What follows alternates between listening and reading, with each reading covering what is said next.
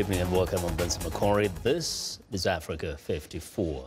Now, high drama is underway on Capitol Hill Thursday as fired FBI Director James Comey tells U.S. lawmakers how President Donald Trump expected him to pledge his loyalty and urged him to drop the investigation into links between his aides and Russian officials. Well, Trump ousted Comey last month, saying he was thinking of this Russia thing when he decided to sack the chief of the country's top criminal investigative agency while he was leading its Russia probe. Comey's testimony before the Senate Intelligence Committee is his first public comments about the 9 conversations he said he had with President Trump in the months before he was fired, 3 face-to-face meetings and 6 phone calls. Here's some of what Comey said to the committee just a short time ago. The FBI is honest, the FBI is strong, and the FBI is and always will be independent.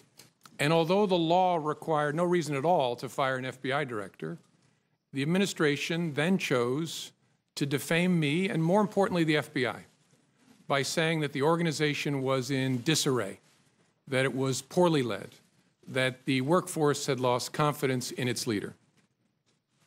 Those were lies. Plain and simple. Do you have any doubt that Russia attempted to interfere in the 2016 elections? None. Do you have any doubt that the Russian government was behind the intrusions in the DNC and the DCCC systems and the subsequent leaks of that information? No, no doubt. Do you have any doubt that the Russian government was behind the cyber intrusion into state voter files? No. Do you have any doubt that officials of the Russian government were fully aware of these activities? No doubt. Now, Comey's Capitol Hill testimony is one of the biggest congressional hearings in years. Well, for more on the Comey testimony, VOA's congressional reporter Catherine Gibson joins us live from Capitol Hill. Now, Catherine, I first want to ask you, we kind of had an idea what Comey is going to talk about. What has stood out up to this point? That's right, Vincent. We got a good preview yesterday when we saw that 7 pages of advanced testimony from James Comey, but there have been plenty of riveting moments today, namely when he talked about whether that moment in the Oval Office with President Trump was an obstruction of justice. And Comey answered that he said it wasn't in his purview to make that determination, that that'd be up to the special counsel, Robert Mueller, but he had plenty of other moments that were illuminating about his relationship with President Trump. One that stood out to me was when he said that he felt compelled to document his conversations with the president immediately afterwards and was upset by the pushback from the White House after he was fired, saying that those assertions that the FBI had lost confidence in his leadership were lies, plain and simple. That's a pretty extraordinary moment for a former FBI director to say about a sitting president of the United States. Yeah, sure. And it did kind of say something like that was wrong, that those are pure lies, especially talking about the agency being in disarray, right? Right. That was a very intense moment. Those shifting explanations that came out of the White House and from President Trump himself after the Comey firing changed moment by moment, and Comey said that he found those disturbing. Now, Catherine, what are some of the reactions that you may have seen or heard up to this point? That's right. So the reaction is already coming out on social media. The Republican National Committee has been tweeting throughout this hearing, saying that the big revelation that's come out of today's testimony from James Comey is that former Attorney General Lynch tried to pressure him to let go of that investigation into Hillary Clinton's emails. And I know for a lot of Republicans, that will be the highlight of James Comey's testimony today. Now, we know that the committee is bipartisan, but in the questioning, do you get a sense that it gets a little more love from one side, or these gentlemen and ladies are focused on the law and morality of this issue?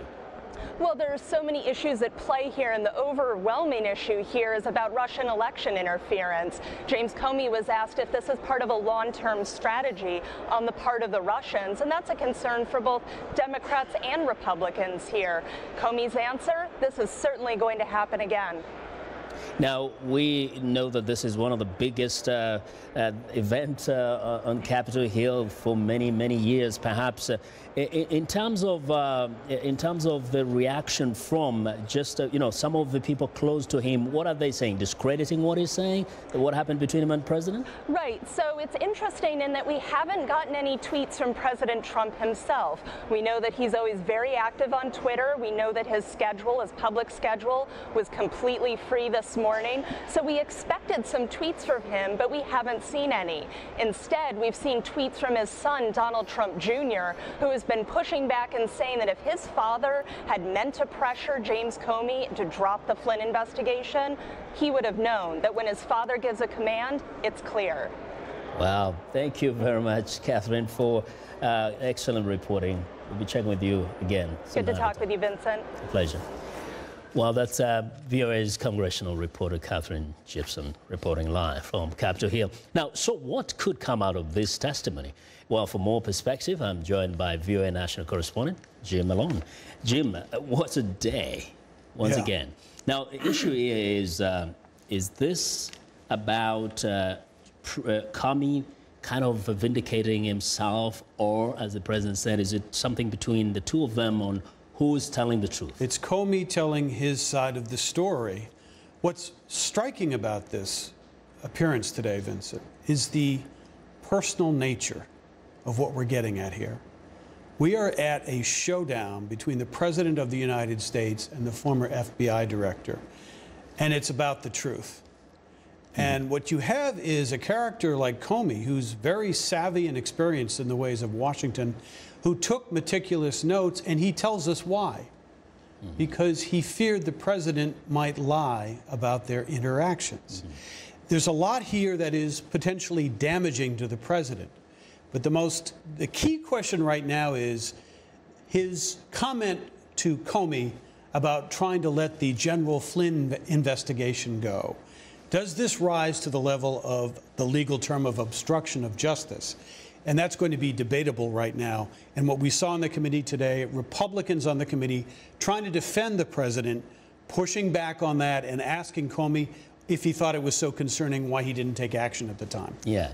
Now, the question here, is it possible to get clarity on this issue when there's so much partisanship? Well, there is if there are tapes, which the president suggested at one point in a tweet there were. And today, James Comey said, Lordy, he hopes there are tapes. But he took very careful notes and shared them at the time with members of his FBI team. It's also interesting that he gave copies of those memos to a friend, a law professor, who then had them leaked into the media. And he says them. And Comey himself said he hoped this might spark the appointment of a special counsel. Did that happen? Yes, it did. So again, what is happening here? This was someone who was thinking ahead. And as Comey himself testified today, every conversation he had with the president, at the time he was thinking in his head to be very careful about documenting what the president said to him. He thought it was very unusual that a few times other people were asked to leave the room, so he was alone with the president, which he felt uncomfortable about. So there's a lot here to digest. Is it damaging? It looks potentially it is. How damaging is the question? And we have to hear now from the president, and I think we're going to hear from his lawyer later today. Say the president or the White House disputes most of what Comey is saying. So if all that is not true, then what? Well, first of all, the president has previously disputed the fact that Comey says he asked for his loyalty and the fact that he wanted the Flynn investigation let go. We have the president on record previously denying that. What will he say today, or his lawyer say today, in light of this latest testimony? We have to wait and see. Is there are circumstances where the White House can be compelled to produce their side of kind of notes or tapes, as the president said? He hopes they're taped. They have not confirmed there are tapes. So the first question is, was this taped? And that gets us into a Watergate-like series of questions. So I think, where do we stand today? It has deepened the questions about what has gone on. Is there some smoking gun of evidence that points to illegality by the president. No, not yet. In fact, Comey has said in response to Republicans today, there were no direct efforts to curtail the Russia investigation that he was aware of. Yeah. So some of those things are all about laws, regulations, procedures. Is it a matter of how it is interpreted by whichever side? Right. When it comes to the president, though, it's rare that the president is going to face legal action. What happens is it is a political situation that he will face. And one of the political, options down the road, especially if Democrats see something of wrongdoing, is moving toward impeachment. We haven't seen that yet. But that is the political kind of way that this kind of thing has been dealt with in the past. It's more political than legal. But right now, more information needs to come out, and the Mueller investigation could take a long time. So the cloud about the Russia probe the president worries about is going to be there for a long time. Yeah, so it's all about, there's the Comey factor, then there is the investigation and whether the president was trying to obstruct. But his appearance and the way he presents his evidence was strong, and that does present a challenge for the White House to respond. Well, Jim, as always, thank you for making things clearer for us. And Thank we you. know we are going to have you back here Very in the good. coming days. Thank you. Well, that's VOA's Jim Malone, is our national correspondent. Well, across the Atlantic Ocean, Britons are voting Thursday in a snap election called in April by Prime Minister Theresa May. May says she wants a strong mandate to take to Brussels when negotiations begin in the coming days on Britain's exit from the European Union. But her hopes of winning a big majority have faded, and the main opposition, Labour Party, appears to be closing the gap. Henry Ridgewell reports from London. Also, an element of these retail, yes. So this is the Theresa May was heckled by opposition supporters Wednesday as she toured a London market, a difficult end to a tough campaign. After 3 attacks in 2 months, May has put fighting terror at the top of the Conservative Party's agenda. And if our human rights laws stop us from doing it, we'll change the laws so we can do it. That pledge drew criticism from opposition Labour leader Jeremy Corbyn. The way you deal with a threat to democracy is not by reducing democracy, it's by dealing with the threat. That means properly funding our police and security services. Early polls suggested the ruling Conservatives were on course for a huge win, but that lead has narrowed to just a few points in recent days. After calling the snap election, Theresa May is now fighting to save face. If she does no better than David Cameron did in 2015, it will be deemed as a considerable defeat for her. And Jeremy Corbyn seems to be doing far better than most people expected. Corbyn needs a big turnout among young voters to stand a chance. His focus on public services has won support, but he has faced questions over national security. Third in the polls are the Liberal Democrats, who oppose Britain's exit from the European Union. Analysts say the country has moved on. Economy, National Health Service and party leaders are the top issues. Even in this Brexit context, Europe is not as high an issue as it might otherwise be. Support for the far-right UK Independence Party has collapsed. Pollsters say that with Brexit decided, many UKIP voters have switched to the Conservatives. Theresa May says she needs a big win to give her a stronger hand in upcoming Brexit negotiations. They're straight out of an election campaign, you're straight into the biggest discussions, the biggest negotiations that any British government has faced in a generation, probably since the Second World War.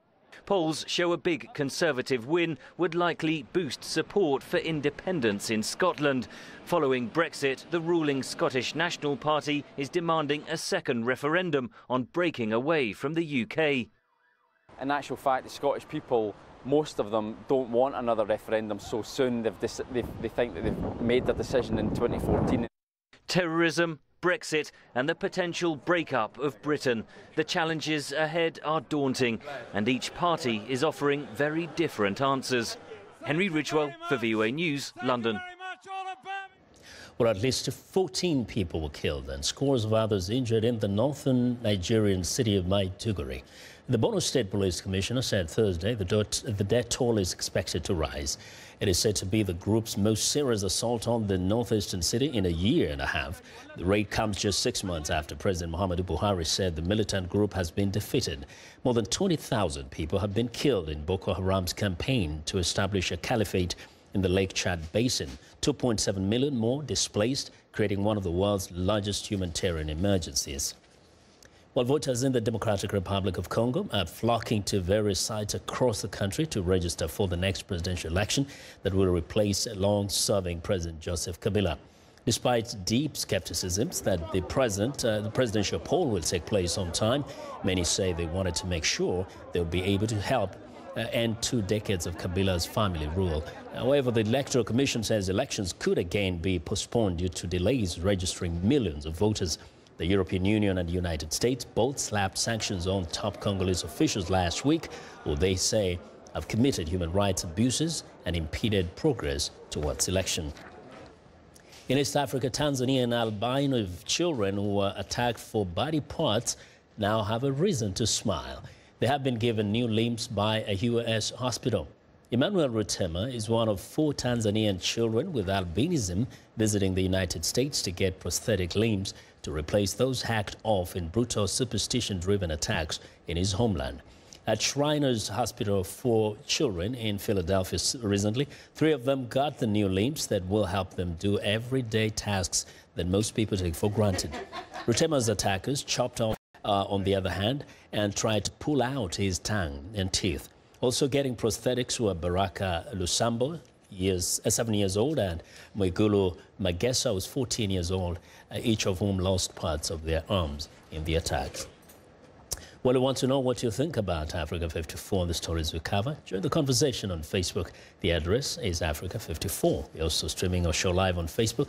So check us out and share our show with your friends also. And check out our headlines 24/7 on voaafrica.com. Find me on Twitter at VOA Vince McCory. Now, coming up, the challenges of conserving and protecting the world's oceans. Stay with us.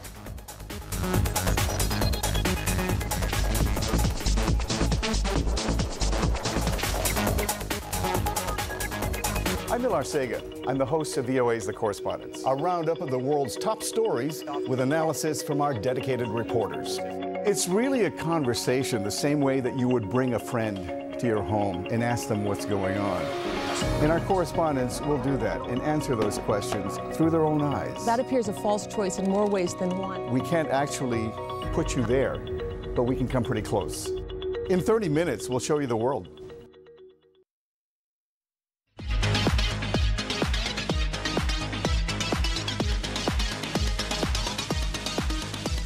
Well, it's time now for a health report, and joining us now is Africa 54 health correspondent Lino Madu with news on global clean water. Hello, Lino.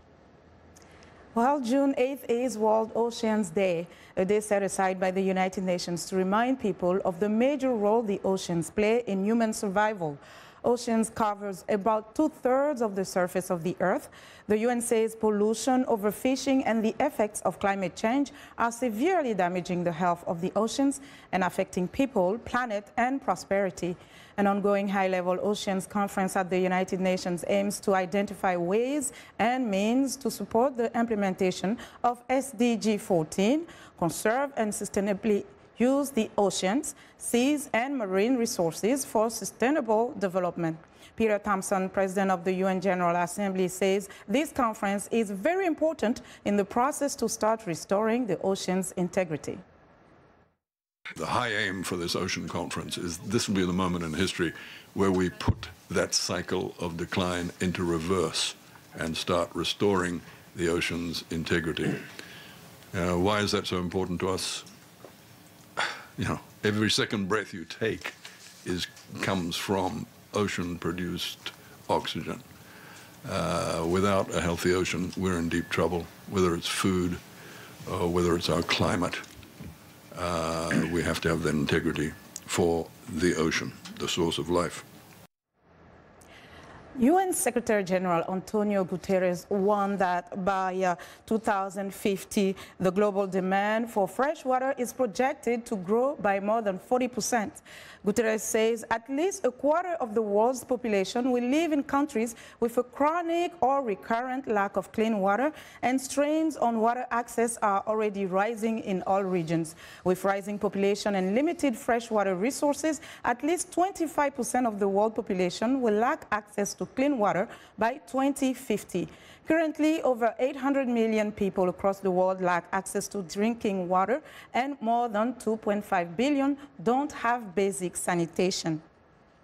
In other environment news, the World Health Organization says more than 1 in 4 deaths of children under 5 years are attributable to unhealthy environments. Every year, environmental risks such as unsafe water and indoor and outdoor air pollution take the lives of 1.7 million children under 5 years.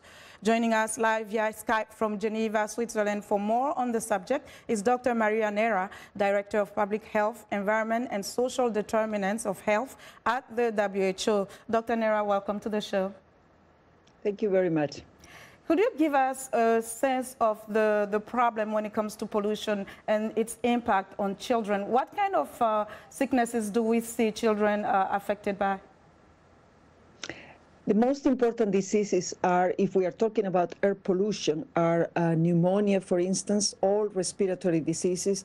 I'm sure that people realize that we have an increase of asthma cases, for instance, and obviously all the diseases related to diarrhea and water related when we talk about lack of access to safe water. Clearly, the environment can be contributing enormously to our health, the health of our children.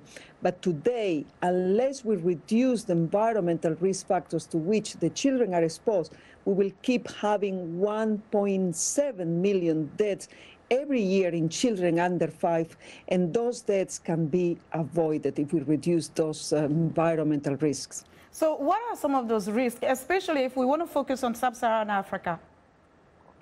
Well, in sub-Saharan Africa, children are exposed to a double risk when it's about air pollution.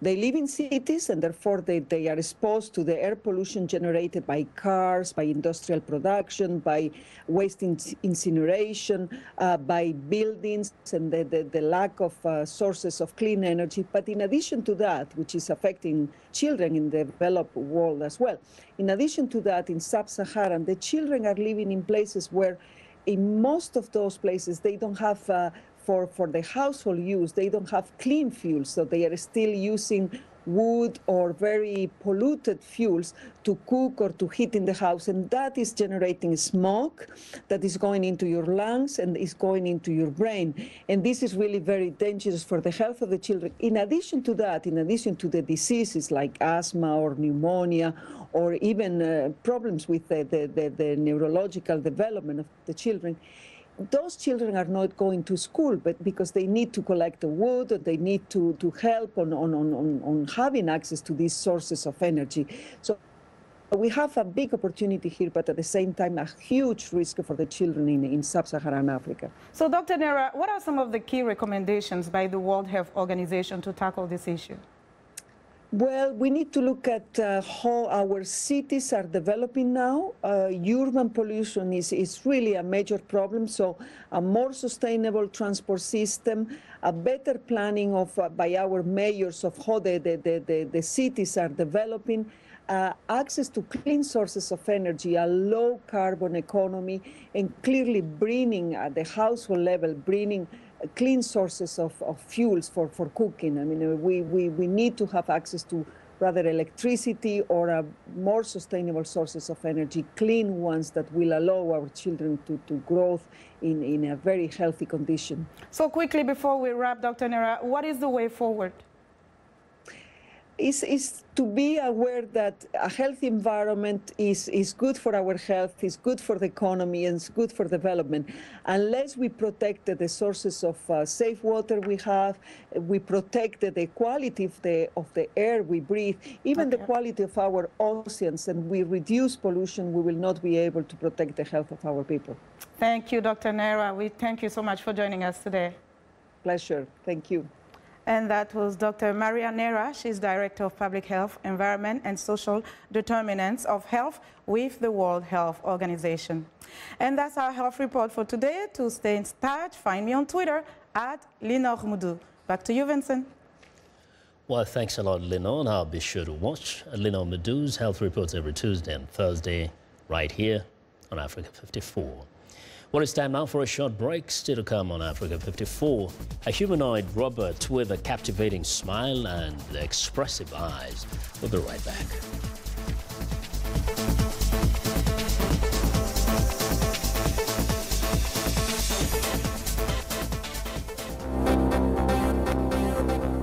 If you've just joined us, I'm Mariama Diallo, and here is a quick recap of today's headlines.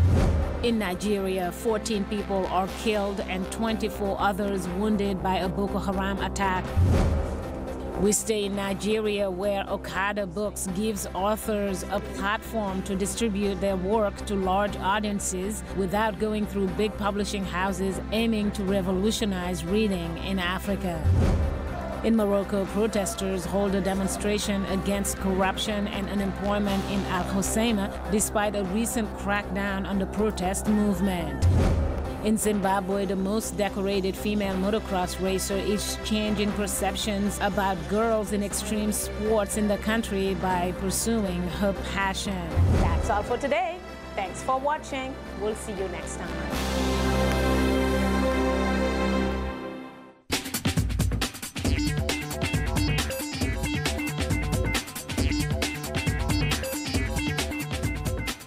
And welcome back to Africa 54. Here's what's trending. Meet Sophia. Communicate with humans in the best possible ways, which includes looking like one. Well, the humanoid robot with a captivating smile and expressive eyes was presented in Geneva on Wednesday during the AI for Good Global Summit. Sophia can display 60 types of facial expressions and hold conversations. The robot's creator is David Hanson, who is the founder of Hanson Robotics and a former Imagineer at Disney. His goal is to create machines that are not only smarter than people, but also able to learn creativity and compassion. Well, in other robot news, a robotic policeman which can help identify wanted criminals and collect evidence has joined Dubai's police force. The Robocop will patrol busy areas in the city as part of a government program aimed at replacing some human crime fighters with machines. If the Robocop experiment is successful, Dubai police say it wants the unarmed robots to make up 25% of its patrolling force by 2030. Now, the life-size robot is the lighter side of a government plan to use technology to improve services and security ahead of Dubai hosting Expo 2020. And finally, visitors to CES Asia in Shanghai are getting a glimpse of tomorrow with an area of future technology in show. Now, this underwater robot camera can swim at 30 meters deep and is sold for between $1,300 to $1,450. It is designed to help fishermen find fish underwater. Meanwhile, an attention-getting little suitcase is designed simply to follow you around. The gadget sells for $450 to $650, depending on which size you choose. And that's our show. Have a good night.